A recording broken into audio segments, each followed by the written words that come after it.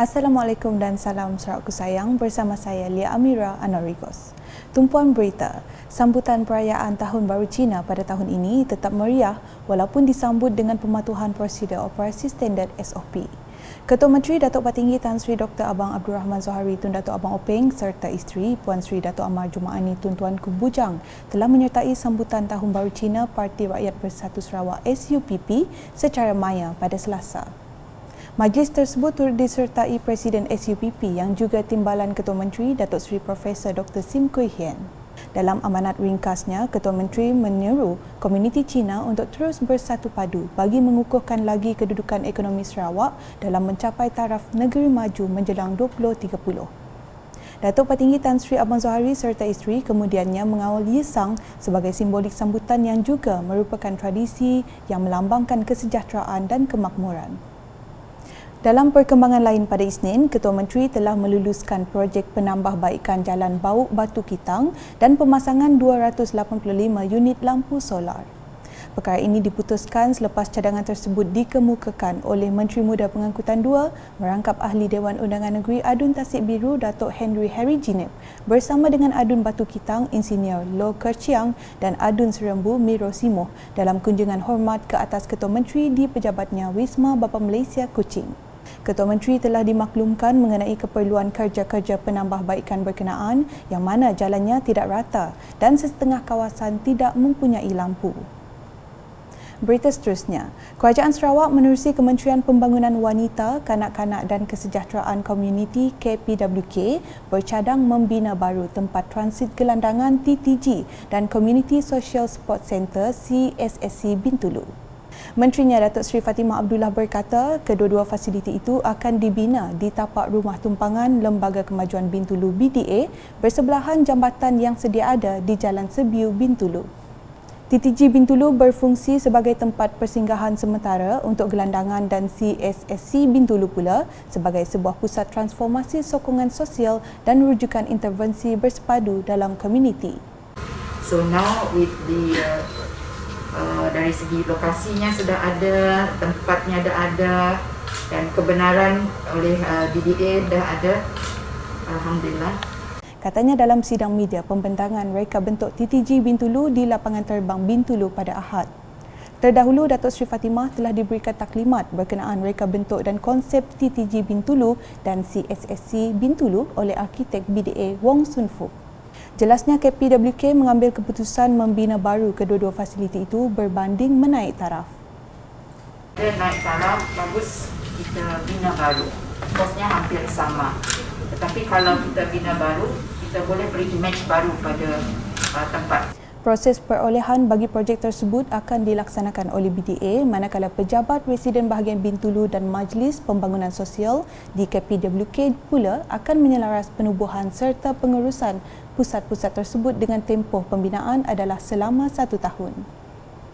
Perkembangan di Simunjan. Menteri Pelancongan Seni dan Budaya Malaysia Datuk Seri Nancy Shukri telah menyempurnakan simbolik penyerahan peralatan kepada pengusaha dan peniaga bertempat di Rumah Rehat Seri Simunjan pada Ahad. Semasa berucap, beliau memberitahu program tersebut menyasarkan kepada ahli-ahli persatuan di bawah Parlimen Batang Sadong khususnya di kawasan Dewan Undangan Negeri Dun Simunjan yang berdaftar.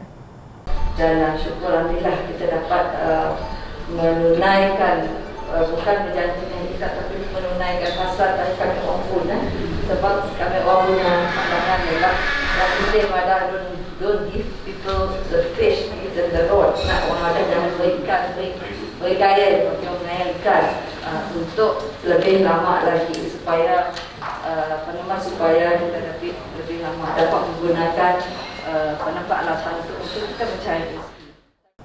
Antara yang menerima sumbangan cek projek kecil luar bandar MRP adalah Persekutuan Perkumpulan Wanita Sarawak, Persatuan Ibu Tunggal Daerah Simunjan dan Persatuan Komuniti Usahawan Simunjan.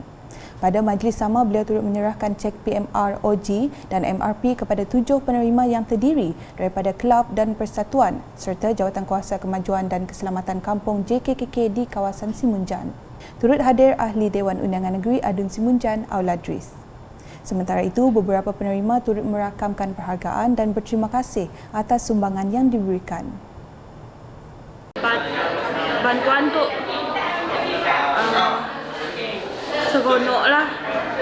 bantuan tu. Terima kasih dengan Datuk YB Nancy lah. Berterima kasih di atas bantuan yang N25 batang sadung terhadap barang-barang yang saya dapat, iaitu pengukus, kuali besar dan dapur gas. Terima kasih di atas sumbangan YB. Terima kasih banyak-banyak. Selanjutnya mengenai program Belawai Beach Campfly yang diadakan di Iftitah Beach Resort, Belawai pada Sabtu berpotensi menarik minat kedatangan pelancong ke kawasan itu.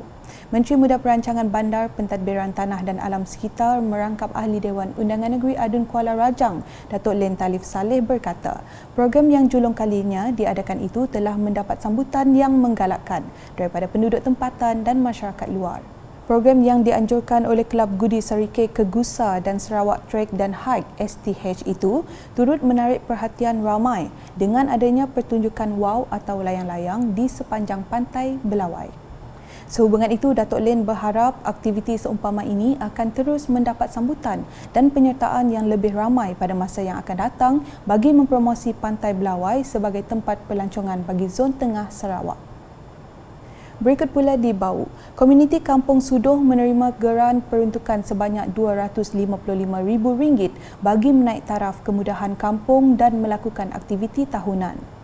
Menteri Muda Pengangkutan 2 Sarawak, Datuk Henry Jinik memberitahu geran peruntukan menerusi projek kecil luar bandar MRP bagi tahun 2022 itu adalah bagi menaik taraf Dewan Kampung Sudoh termasuk kerja-kerja pemasangan siling dan beranda dewan sebanyak RM30,000.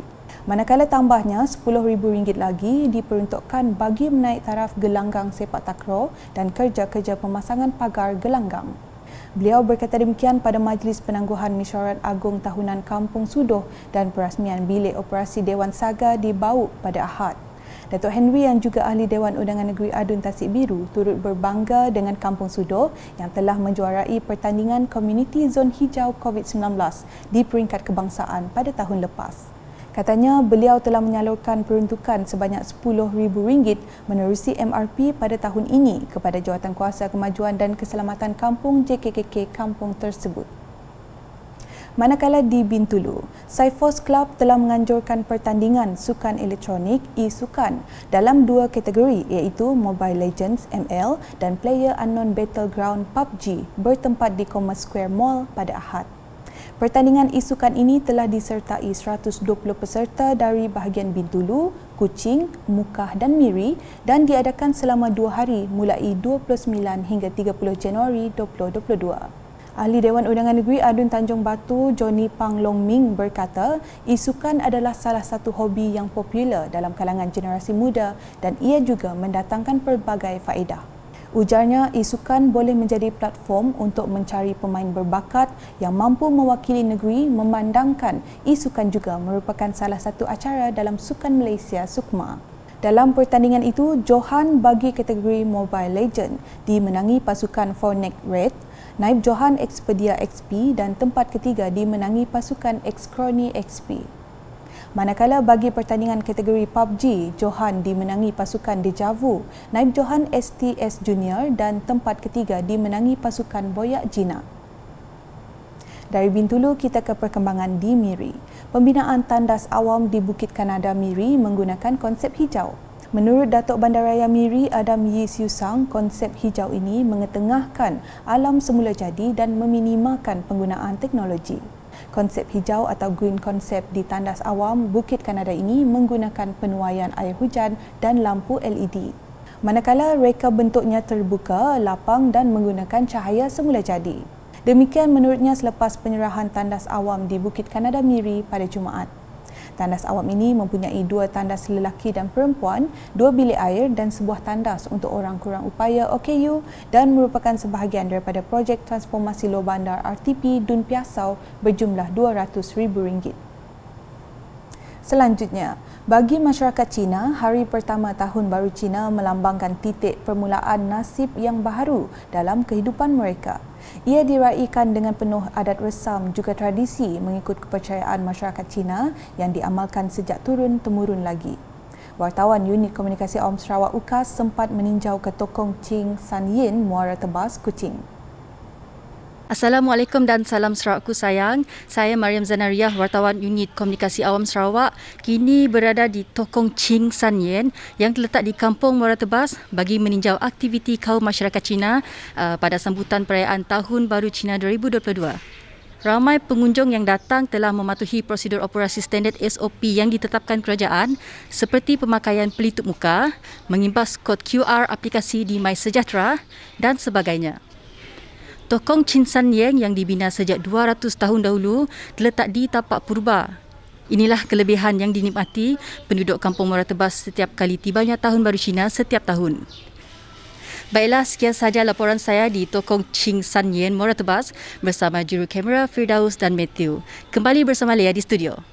Sekian edisi malam bersama saya Lia Amira. Berita lebih lanjut boleh didapati di semua platform media sosial UKAS termasuk portal ukas.sarawak.gov.my dan UKAS Channel di YouTube. Selamat Tahun Baru Cina kepada semua yang menyambutnya. Semoga tahun baru ini dilimpahi kesejahteraan dan keceriaan. Salam UKAS.